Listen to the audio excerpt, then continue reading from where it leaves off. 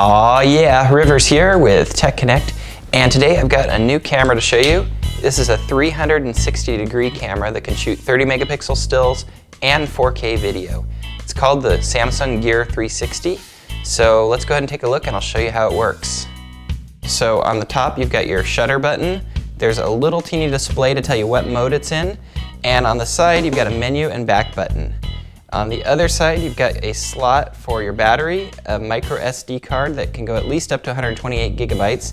And it seems like some cards don't work in there, so I'll put a link in the description to cards that I do know work. And then also you've got your micro USB port here, so you can connect to a computer and take off the files. And you can also take the files off wirelessly to your phone. Also, I noticed that there's a little gasket around this, so maybe it's at least weather resistant. I don't know if it's completely waterproof, but at least that helps it be water resistant. And also one important thing is it comes with this nice soft cloth, because pretty much any direction you were to set this down, it's going to touch something and it could scratch the lens, so you want to keep it in this bag pretty much at all times.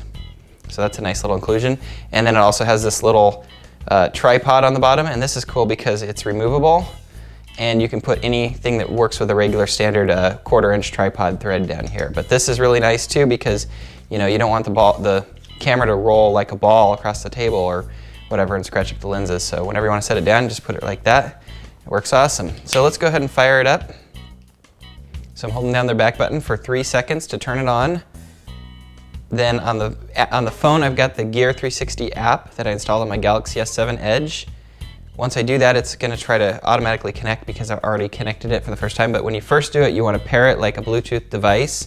When you get to the Bluetooth in the menu, this is kind of key because I had a hard time getting it to connect at first. Go to Bluetooth, hit your Bluetooth settings at the top, hold it down and get to the Bluetooth. Find the device that's the Galaxy Gear 360 and hold that down for a couple seconds, and then it will go to connect. If you just tap it, it goes to the app and it never connects, so you got to hold it down. So anyways, now we're connected, and you can go ahead and just see what the camera sees by hitting that button on the bottom right-hand corner of the screen. And now the phone can see whatever the camera sees in 360 degrees. In fact, every direction that the camera can see, you can see on the phone. And the phone's mainly used for like a remote control, so that you could be out of the picture and start the video or take a still picture. But it's also good to choose the mode because it's a lot easier than going through all the menus on the phone. So there's like, say, a timer mode, there's video, photo, time-lapse. You can review your videos from the phone too, off the device. You can set, the resolution of your video, the resolution of your pictures. So the app is really nice. You can do almost everything on here that you can do on the app, but the app makes it a lot easier and quicker to access those menus. So I'll just take a picture real quick here. Okay, so I just took a single picture right there. That was it. So once you get your video shot on here, it'll be stored on the SD card inside the Gear 360. It's going to take about 5 minutes to transfer because it's transferring it and it's converting it. It starts off video as actually a video with two 360-degree spheres, and it's got to convert it to one ultra high definition video square file. So that takes about 5 minutes per minute on the phone, and it's because it's using the phone's processor to do it. You can also connect this to your computer, and the computer will convert it from those two separate 360-degree spheres to video, and it seems to go faster on the computer. I'm not sure if it does a better job or not, but I'll put a video up and link to it from this video so you can see some of the test videos that I've shot on here. So once you get the video on your phone, you can put your phone into a VR viewer. This is the Gear VR, so it's made to work with the Samsung devices, and you can watch your videos. You can look in any direction and see what's going on in the video.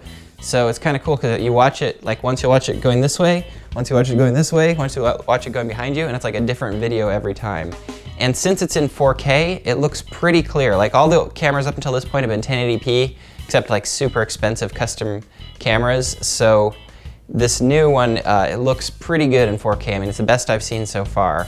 I'm pretty happy with it. I mean, still, I guess I wouldn't even mind going to 8K just because it's, 360 degrees takes a lot of pixels basically. If you're thinking about it, something as big as this is taking 1080p and that looks good, but this is only about, maybe about 1/10 of what I can see in every direction, so you need a lot more pixels to get all that information. So 4K is a good start. It's 4 times the resolution of 1080p, but I think actually 8K or even higher might be good for 360 degrees, especially for like really high-end things like movies. And you can also watch in something, this works like a cardboard. It's got a little magnet here on the side, and you move that and it actually is like selecting. So you can put a YouTube videos in there, use this, select the video you want to watch, and then you can watch from any direction, you know, with this guy on. This is basically equivalent to having cardboard on. So you can also watch on your phone that way. And then of course you can just watch in the browser and just move the video around how you want, or you can watch the video on the phone. Here, I'll go to my video.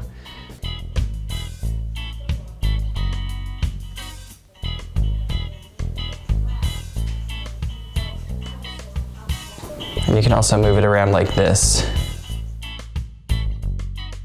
I've been using the Gear 360 for about a week now, and I found some different things that work pretty well on it.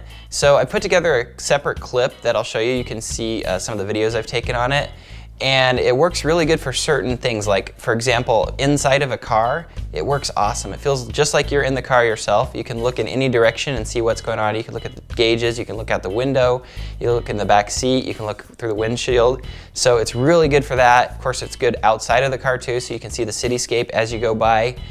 And it works really good for like situations where there's a lot of crowds of people walking by, so you can look in all different directions and check out people, you know, kind of people watching.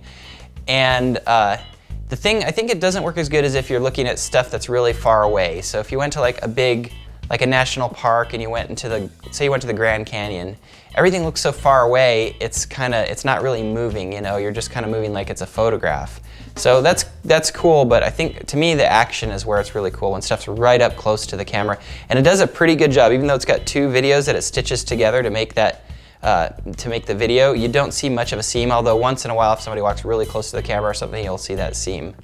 So anyways, check out my link in the description or after this video to see my clips that I've put together, and I'll keep on making these as I get a little bit better at making them too. You can see what kind of things you can do with this camera. Okay, well I'll have links to the software that you use to convert it. It comes with a license to this Gear VR software that you can use to kind of do some basic editing, and also it'll convert it into a usable file. So I'll have that in the video description below. I'll have a link to the memory cards that work best on the Gear VR and the Gear VR itself. It's actually not quite available in America yet, but I have a link where you can get it right now.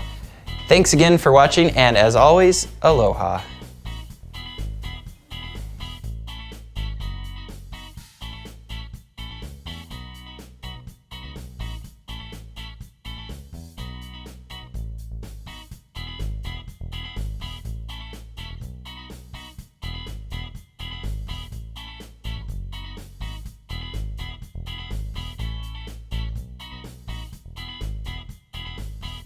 And this little thing we're trying to review today, and it's called 360-degree camera.